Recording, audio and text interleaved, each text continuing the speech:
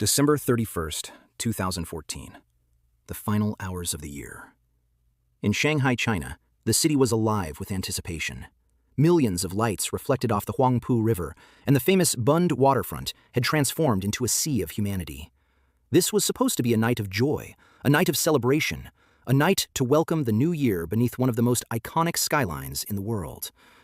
Instead, it would become one of the deadliest crowd disasters in modern Chinese history. To understand what happened that night, you first need to understand the Bund. The Bund is a waterfront promenade that stretches along the western bank of the Huangpu River.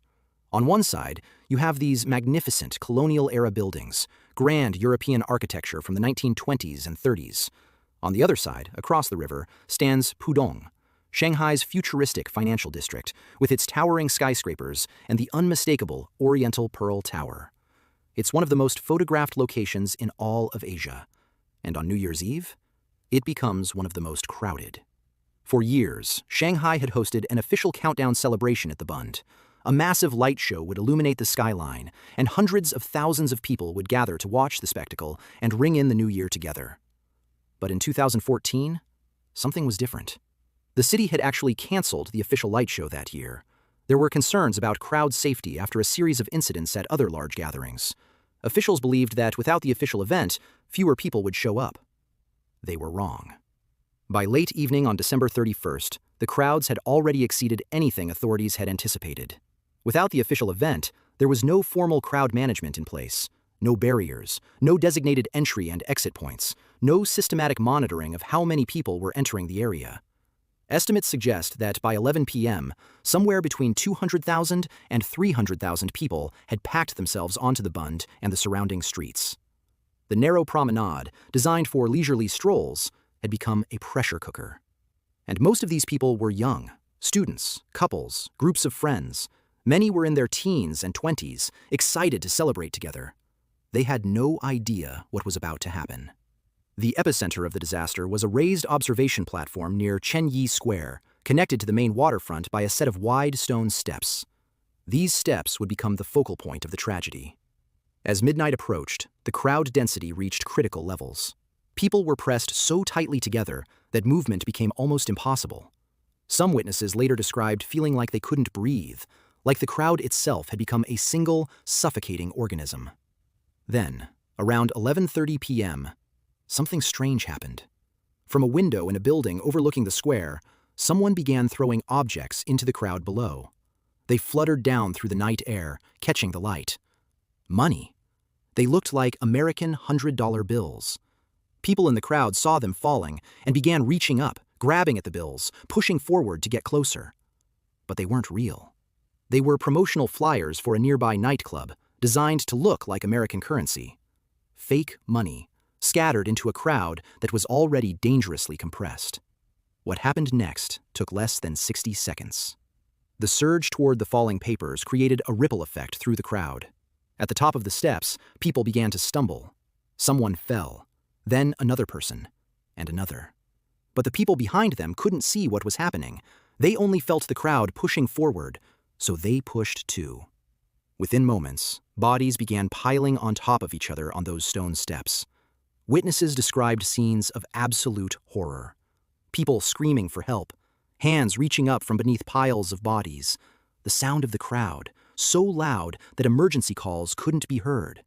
One survivor later recalled seeing a young woman's face pressed against the concrete, her eyes wide with terror as more people fell on top of her. He tried to pull her free. He couldn't. The weight of a human crowd is almost incomprehensible.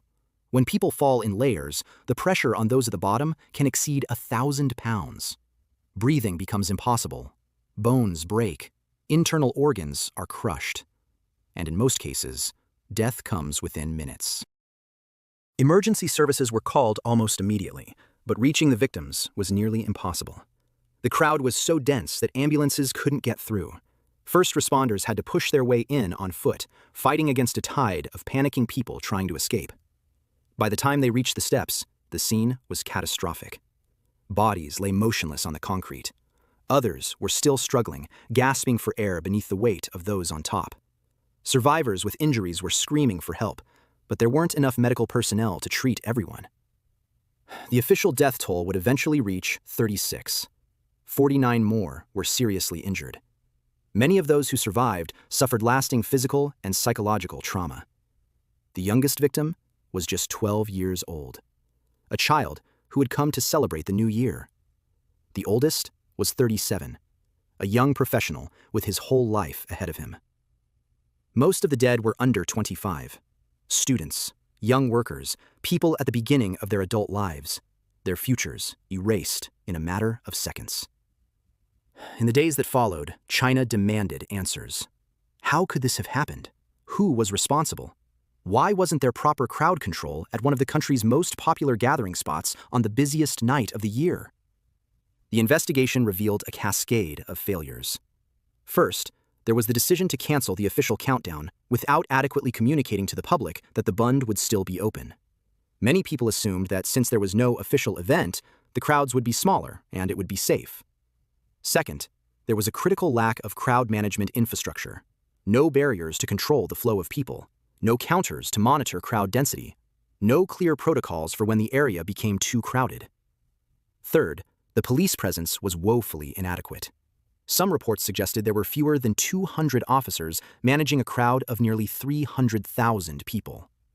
When the surge happened, they were simply overwhelmed. And then there was the fake money. The investigation confirmed that promotional flyers resembling U.S. currency had indeed been thrown from a nearby building. Several people were detained for questioning, though the exact sequence of events and level of responsibility remained somewhat unclear. What was clear was that the fake money acted as a trigger, the spark that ignited an already volatile situation. The Shanghai Stampede forced China to confront an uncomfortable truth. As the country's cities grew larger and more prosperous, the potential for crowd disasters had grown as well. Millions of people now gathered for holidays, festivals, and special events, but the infrastructure and planning hadn't kept pace. In response to the tragedy, Chinese authorities implemented sweeping reforms. Shanghai permanently canceled its New Year's Eve countdown at the Bund. New regulations were introduced requiring crowd control measures at large public gatherings. Cities across China began investing in crowd monitoring technology, including cameras and sensors that could detect dangerous density levels in real time. But for the families who lost loved ones that night, no policy change could bring back what they had lost. In the weeks after the disaster, memorials appeared on the steps where the crush had occurred. Flowers, candles, photographs of the victims. Parents who had lost children came to mourn. Friends came to remember. Strangers came to pay their respects to people they had never met. One mother, who lost her 20-year-old daughter that night, told reporters that her daughter had texted her just an hour before the disaster. She said she was having a wonderful time.